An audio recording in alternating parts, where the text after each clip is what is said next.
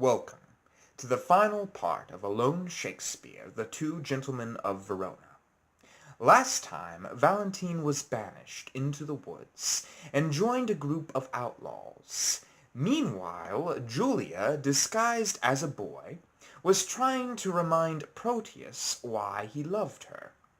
Also, Proteus was going after Sylvia, but Sylvia didn't seem to show any interest in him, and in fact had run in the woods with Sir Inglamour to find Valentine. And now, the final part of Alone Shakespeare, The Two Gentlemen of Verona. And this is the final part. Part 3 is somewhere in my videos. I don't know why it got pushed back, but it did. Just look around for it, and I'm sure you'll find it. But without further ado, let's begin.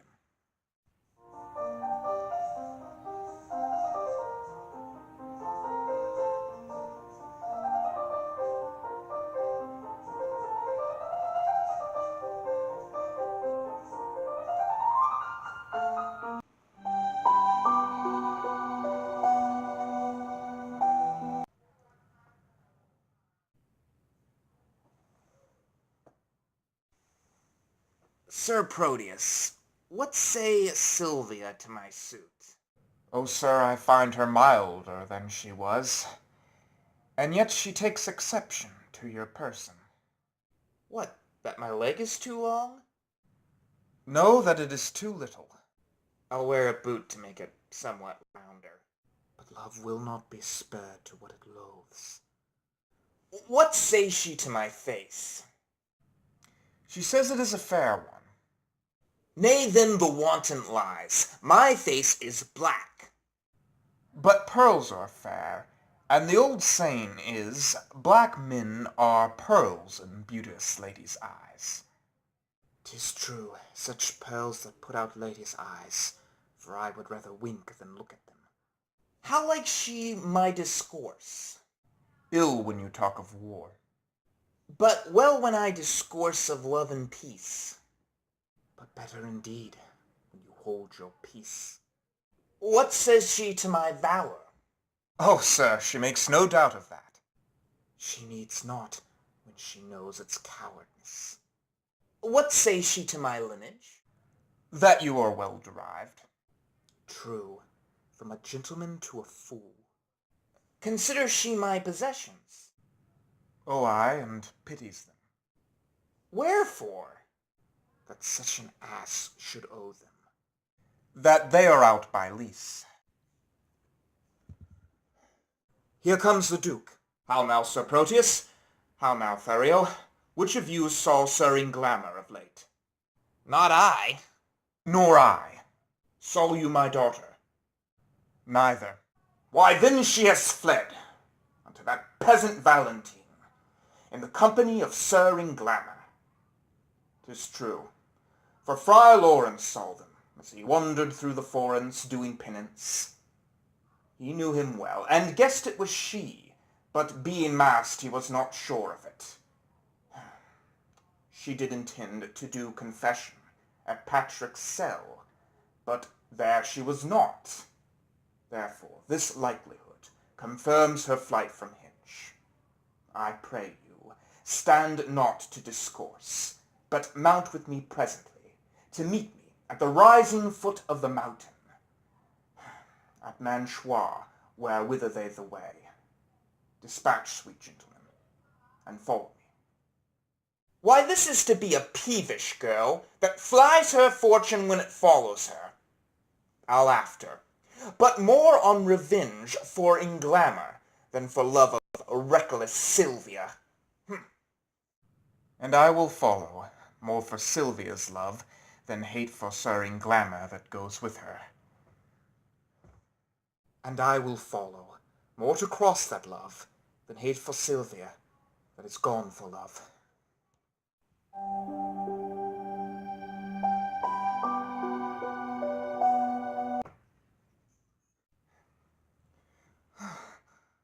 Come, be patient. We must take you to our captain. 1,000 more mischances than this have learned me how to brook this patiently. Come, bring her away. Where is the gentleman that was with her? Being nimble-footed he hath outrun us, but Valerius and Moses after him. Go with her to the west end of the forest. There is our captain. We'll follow him that's fled. The thicket is beset. We'll outrun him. Come, I will bring you to our captain's cave. Fear not, he bears an honourable mind, and will not use you unlawfully. O Valentine, this I endure for thee.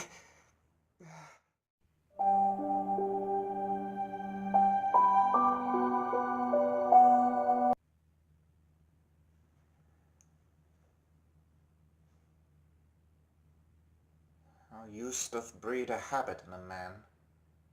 This shadowed and frequented woods, I'd better brook than habited peopled town. How now I stand alone, unseen by any, to the morning nightingale's tune, I record my distresses and my woes. O thou that doth inhabit this breast, leave not thy mansion tenantless, lest the building ruinous fall, and leave no memory of what it was. Repair me with thy presence, Sylvia, thy sweet nymph. Cherish this forlorn swain. Come on, you! Come here! What hallowing and what stir is this today? These are my mates that make their will their law. Have they some unhappy passenger in chase? They love me well, yet I have much to do to keep them from uncivil outrages. I'll stand aside. Here they come.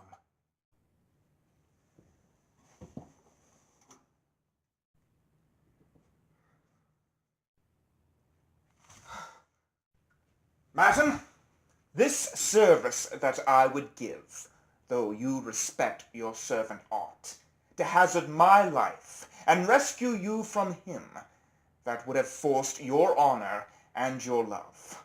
Vouchsafe me for my meed but one fair look, the smaller boon I could not beg, and less than that I'm sure you would not give. How like a dream this is I seen here. Love, give me patience to forbear a while. Oh, miserable, unhappy that I am! Unhappy, madam, were you when I came, but by my coming made you happy. By thou approach thou makest me most unhappy, and me, when he approaches to your presence. Had I been seized by some hungry lion, I would have rather been breakfast for the beast, than saved by false Proteus. O heaven, be judge of how I love Valentine, whose life is as tender to me as my soul. Proteus is false, perjured, deceitful. Therefore be gone. Solicit me no more. What dangerous action stood it next to death, that I would not undergo for one calm look? Oh, 'tis the curse of love, that still it approves, when women cannot love where they are loved. When Proteus cannot love where he's beloved, read Julia's heart, his first and true love. For her sakes thou did rend thy faith into 1,000 oaths, and all those oaths descended into perjury to love me. Thou hast no faith now, unless thou love 2 women, and that is worse than none. Better to have none than plural faith, which is too many by one. Thou counterfeit to thy true friend. In love who respects friends? All men but Proteus. Nay, if the gentle spirit of moving words cannot change you to a milder form, I'll woo ye like a soldier, at arm's end, against the very nature of love. I'll force ye. Oh, heaven! I'll force thee, yield to my desires. Let go that uncivil touch, thou friend of an ill fashion. Valentine, thou common friend, that is without faithful love, for that is what a friend is now, treacherous man, not but my eyes could have persuaded me, nor dare I say have I any friend alive, if thou would disuse me. Who could I trust if thy right-hand man is perjured to the very bosom. Proteus, I cannot trust you any more. I'm sorry. Now I count the whole world a stranger for thy sake. The private wound is deepened, time accursed, against all foes that a friend should be the worst. My shame and guilt confounds me. Forgive me, Valentine, if hearty sorrow be sufficient, and for offence I tender here. I do truly suffer, as if here I did commit. Then I am paid, and do receive the honest. For who in repentance is not satisfied, the eternal wrath is appeased. Therefore, to show that my love is plain and free, all that is mine in Sylvia I give to thee. Oh me, unhappy. Oh. Look to the boy. Oh. Why, boy? Why, wag? How now? What's the matter? Speak. Oh. Good sir, my master told me to deliver a ring from Madam Sylvia, which, out of my neglect, I did not. Where is that ring, boy? Here. This is it. How? Let me see.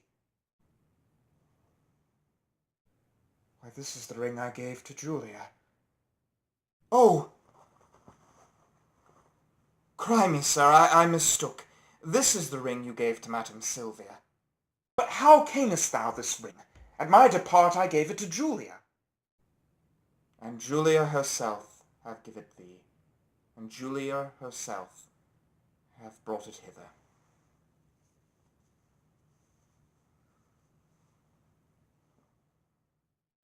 How, Julia? Behold her, that gave aims to all thy oaths, and entertained them deeply in her heart. O Proteus, does this habit make thee blush? Be ashamed that I have take this on my own, such an immodest raiment. If shame lives in disguise of love, it is a lesser blot modesty finds. Women should change their shapes, than mend their minds. Than mend their minds. 'Tis true, O heaven. Were men but constant, they were perfect. This one era fills them with such faults, and constancy falls off ere it should begin. What in Julia's face could I not spy, more fresh in Julia's, with a constant eye? Come, come, a hand from either. Let me be blessed to make this happy close. 'Twere pity that two such friends could be long foes.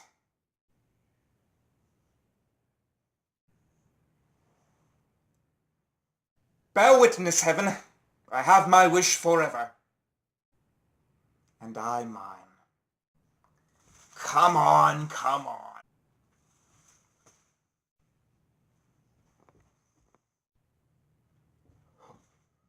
Forbear, forbear, I say. Is my lord the Duke?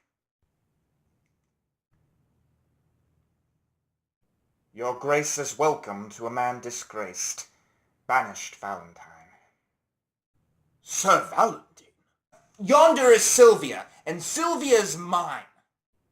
Thuriel, give back, or else embrace thy death. Come within my grasp. Do not name Sylvia, if once again Verona will not hold thee. Here she stands. Take but possession with her, with a touch.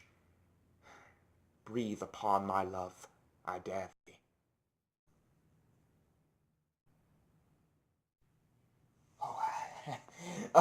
Sir Valentine, I care not for her. I think he a fool who will endanger his body for a girl who loves him not.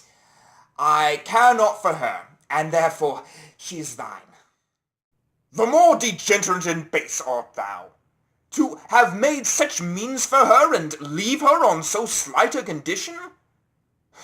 Now then, by the honour of my ancestors, Sir Valentine, I do applaud your spirits. I think you are as worthy of an empress's love. Know then, that I forget all former griefs, cancel all grudges, repeal thee home again, plead a new state to thy unrivalled merit. Thou art a gentleman. Thou art well derived. Take thou thy Sylvia, for thou hast deserved her. I thank your grace. The gift hath made me happy. I now beseech you, for your daughter's sake, to grant me one boon that I ask of. I grant it for thine own, whate'er it be. These men that I have kept withal are men endued with worthy qualities. Forgive them for what they have committed here, and recall them from their exile. They are reformed, civil, full of good, and fit for great employment, worthy lord. Thou hast prevailed. I pardon them in thee. Dispose of them as thou thinkest they desert. Come, let us go. We will include all jars with triumph, mirth, and rare solemnity. God be praised! All hail the king! And as we walk, I dare be bold to make your grace smile. What do you think of this page, my lord? I think the boy hath graces in him, for he blushes. I warrant you, my lord, more grace than boy. What mean you by that saying? Please you, I'll tell you as we pass along, that you will wonder what hath fortuned. Come, Proteus, 'tis your penance that you shall hear the story of your loves discovered. That done, our marriage day shall be yours. One feast, one house, one mutual happiness.